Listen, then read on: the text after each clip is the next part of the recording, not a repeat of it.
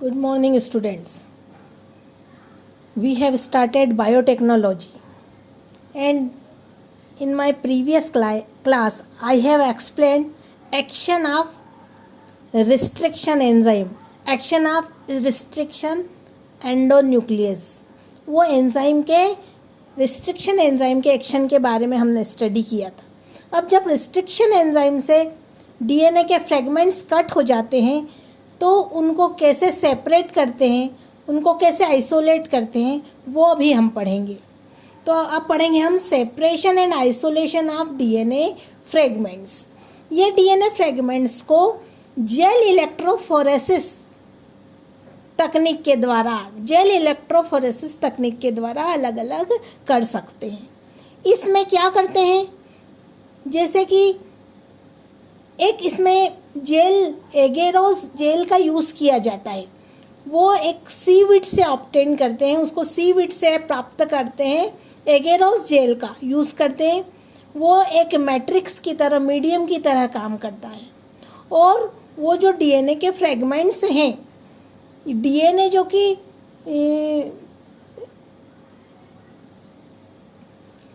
DNA fragment जो negatively charge हैं, उनको एक इलेक्ट्रिक फील्ड क्रिएट करके उनको एनोड की तरफ फोर्स किया जाता है, उनकी तरफ अट्रैक्ट किया जाता है, उसकी तरफ मूव करवाया जाता है.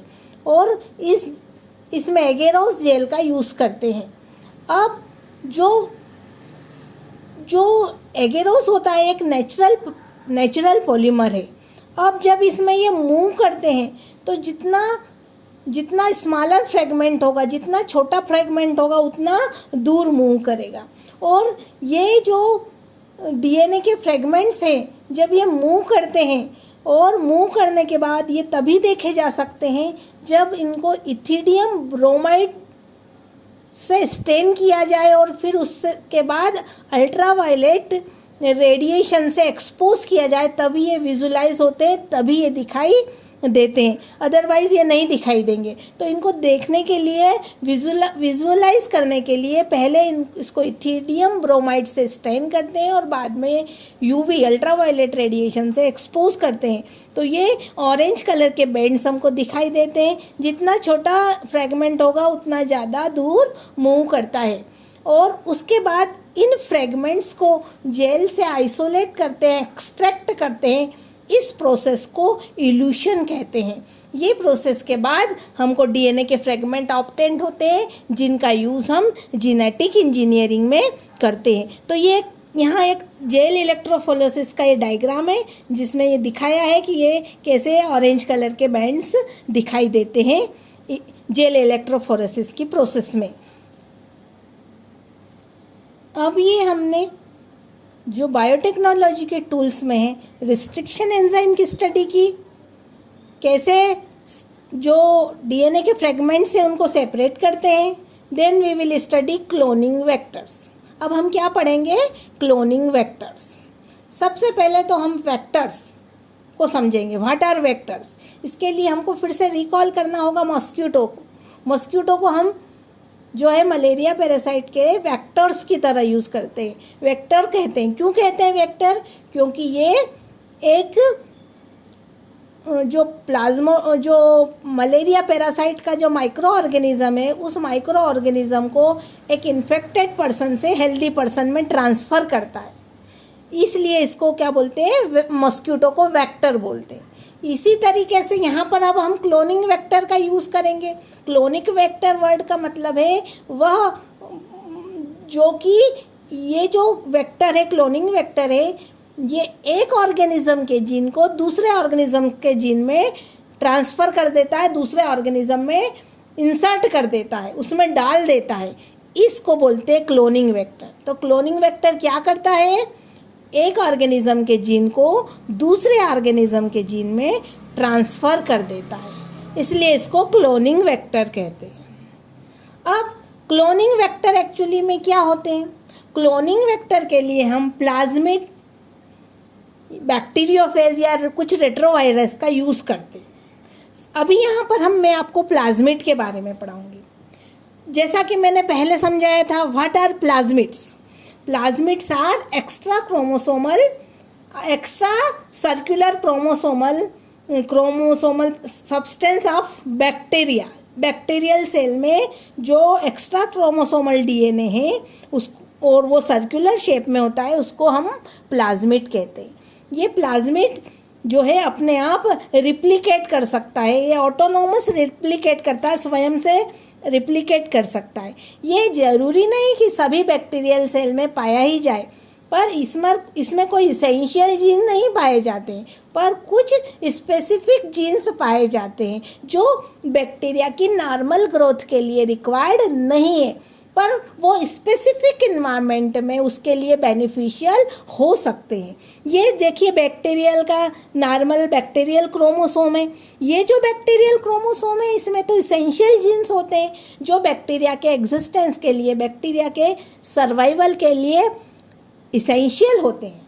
बट जो प्लाज्मिड होता है, प्लाज्मिड भी एक क्रोमोसोम डीएनए है, एक्स्ट्रा क्रोमोसोमल डीएनए है जिसमें भी कुछ जीन पाए जाते हैं, पर ये जीन जो है सर्वाइवल के लिए इसेंशियल नहीं है, पर स्पेसिफिक इन्वायरमेंट में ये बेनिफिशियल हो सकते हैं। फॉर एग्जांपल ये प्लाज्मिड में एंटीबायोटिक रेजिस्टेंट जीन होते हैं जो उस बैक्टीरिया को एंटीबायोटिक के प्रति रेजिस्टेंट बनाते हैं। तो ऐसे जो बैक्टीरिया होते हैं जिनमें एंटीबायोटिक रेजिस्टेंट जीन होते हैं वो जो है एंटीबायोटिक वाले मीडियम में भी ग्रो कर लेते हैं, उसमें भी ग्रो कर लेंगे। क्यों कर लेंगे? क्योंकि उनके अंदर ये एंटीबायोटिक रेजिस्टेंट जीन होता है। इसलिए ये उस स्पेसिफिक इन्वायरमेंट के टाइम, जब इन्वायरमेंट में एंटीबायोटिक है तो वो उसका रेजिस्टेंस शो करते हैं, उसमें ग्रो कर सकते हैं। उस समय ये बैक्टीरिया के लिए हेल्पफुल हो सकते हैं, पर नॉर्मली सब में पाए जाए ये जरूरी नहीं है। इनको हम ट्रांसफॉर्म कर सकते हैं एक बैक्टीरिया से दूसरे बैक्टीरिया में।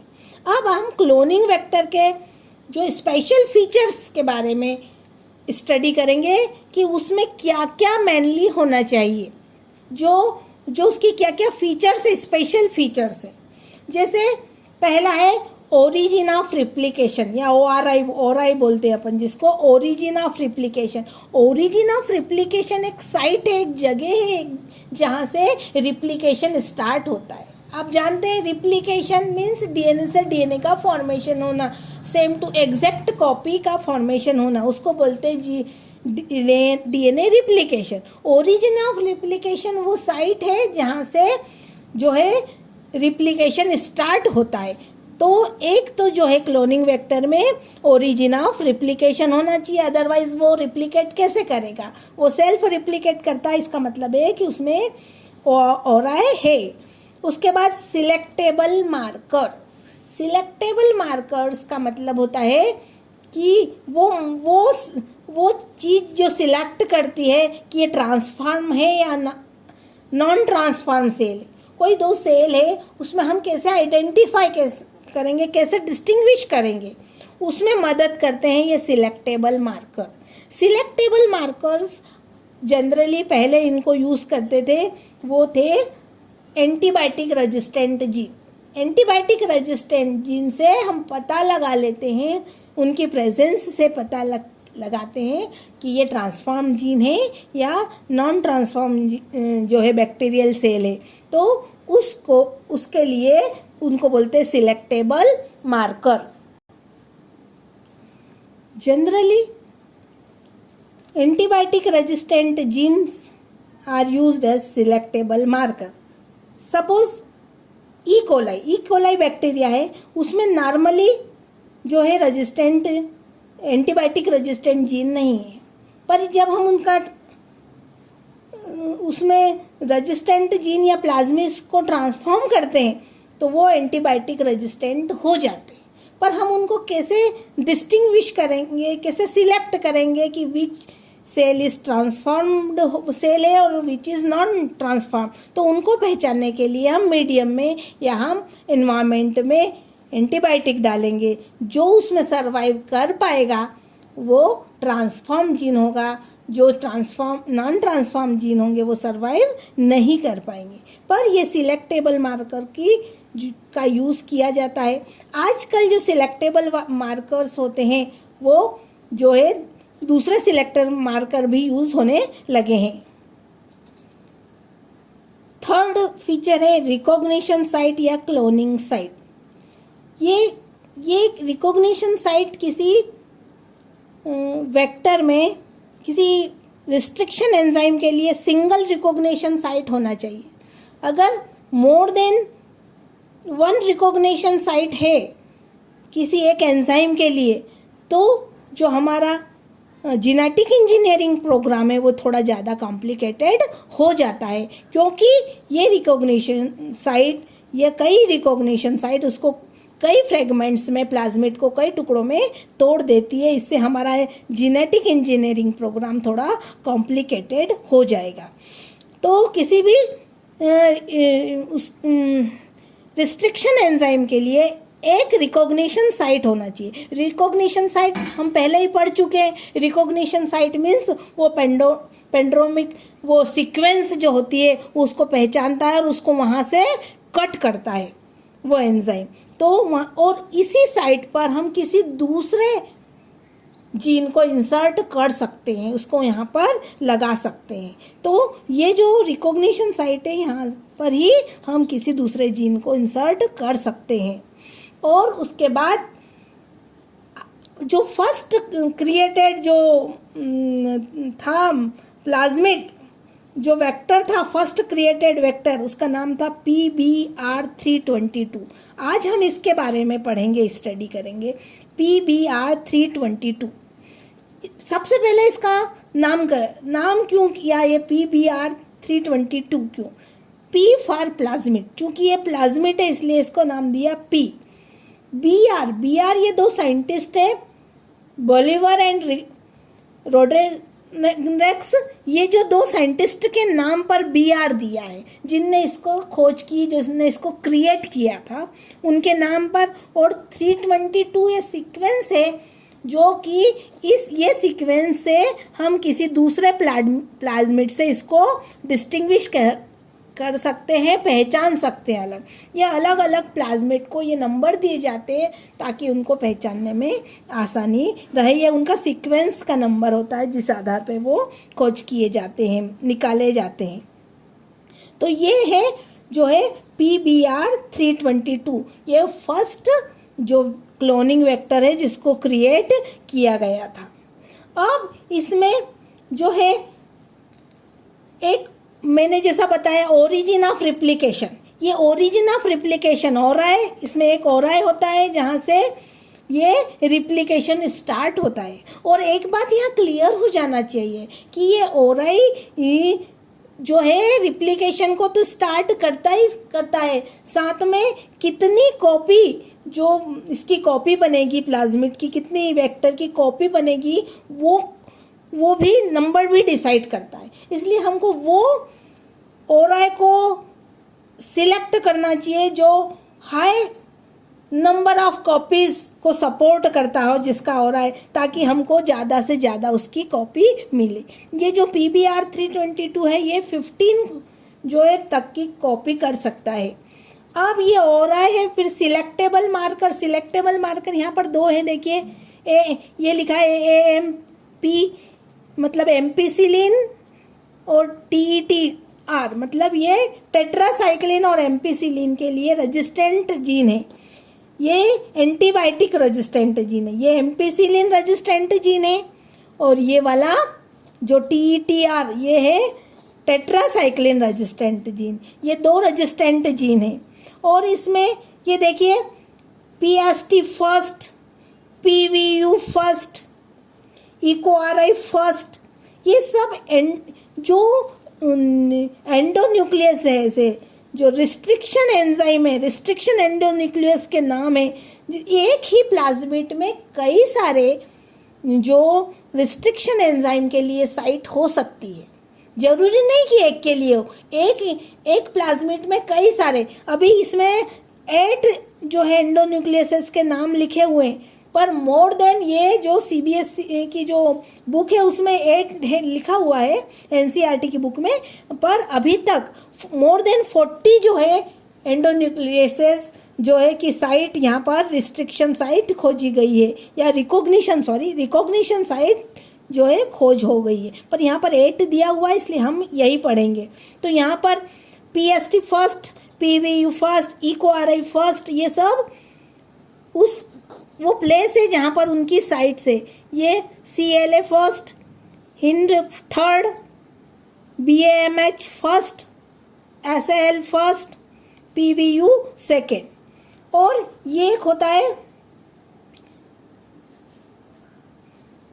और प्लाज्मिड में एक ROP होता है, एक प्लेस होता है ROP। यहाँ पर जो रिप्लिकेशन के लिए जो इसेंशियल प्रोटीन होते हैं वो कोड किए जाते हैं। इस ROP वाली साइट से वो प्रोटीन इनकोड करते हैं जो रिप्लिकेशन, जो ओरिजिन ऑफ रिप्लिकेशन और इस पूरे DNA के रिप्लिकेशन के लिए जो प्रोटीन इसेंशियल है वो इनकोड किए जाते हैं। तो इस तरीके से हमने प्लाज्मिड का स्ट्रक्चर देखा, PBR 322 का स्ट्रक्चर देखा, जिसमें 8 एंडोन्यूक्लियसेस की साइट बताई गई है। एक है PST फर्स्ट, एक है PVU first, EcoR first, CLA clay first, hind third, BAMH first, SAL first, PVU second. और ये इस पे 2 एम्पिसिलिन और टेट्रासाइक्लिन के रेजिस्टेंट जीन भी होते हैं। और ORI means origin of replication है, ROP मीन्स यहाँ पर वो प्रोटीन इनकोड होते हैं इस प्लेस से जो रिप्लिकेशन के लिए इसेंशियल है। इस तरीके से आज हमने क्लोनिंग वेक्टर के बारे में पढ़ा।